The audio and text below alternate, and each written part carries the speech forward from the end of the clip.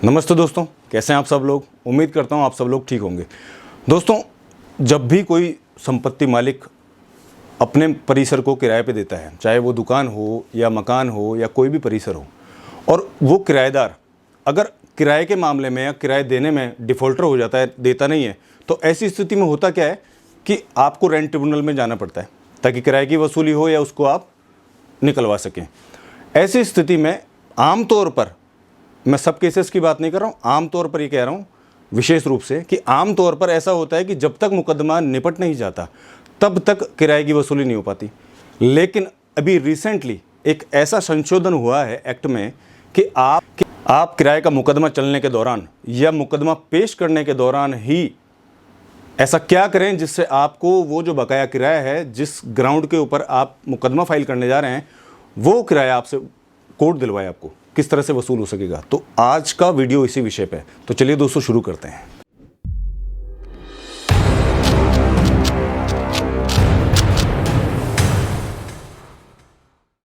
तो दोस्तों, जो जानकारी आपके साथ में मैं शेयर करने जा रहा हूं, वो मकान मालिक के पक्ष को मजबूत करने और उसे आर्थिक हानि से बचाने के लिए किराया अधिनियम के अंदर संशोधन करके इस कानून ने प्रदान किया।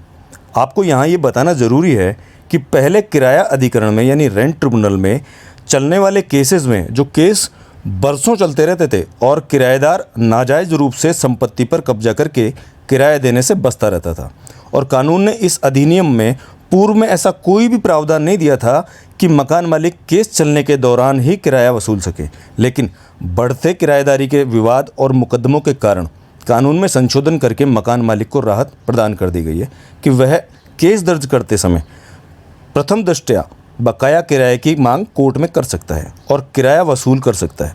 पहले मकान मालिक का बकाया किराया दौराने केस का किराया मात्र अंतिम आदेश के साथ ही वसूला जा सकता था। इस कारण बरसों तक मकान मालिक अपनी संपत्ति से महरूम रहने के साथ में ही आर्थिक नुकसान भी उठाया करते थे।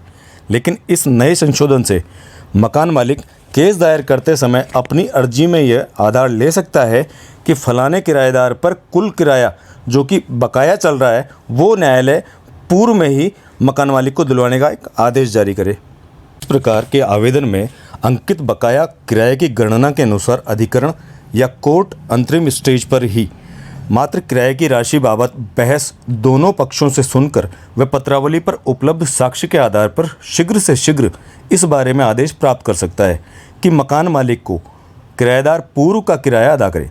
इस आदेश के पश्चात आवेदन के अन्य आधारों पर विचार कर कोर्ट की कार्रवाई आगे बढ़ाई जाएगी और मकान मालिक व किराएदार के मध्य मुख्य विवाद बिंदु जिन आधारों पर मकान मालिक किराएशुदा परिसर को खाली करवाना चाहता है पर विचार कर सकेगा। इस प्रकार बकाया किराए के लिए प्रस्तुत आवेदन अंतरिम अनुतोष का आवेदन माना जाकर के सर्वप्रथम निर्णित किया जाएगा। न्यायालय इस आवेदन को अंतिम निर्णय के अधीन पेंडिंग नहीं रख सकता। यदि आवेदन खारिज भी किया जाता है तो उसे खारिज करने के सभी आधार अंतरिम आदेश में लिखने होंगे। गुणावगुण पर टिप्पणी किए बिना वह आवेदन सरसरी तौर पर खारिज नहीं कर सकता।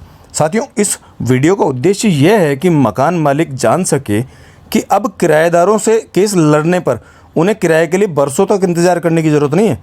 अर्जी प्रस्तुति करने के कुछ ही दिनों के दौरान किराएदार कोर्ट का नोटिस मिलते ही प्रमुखता से किराए का तथ्य डिसाइड किया जाएगा और किराएदार को किराया चुकाना होगा।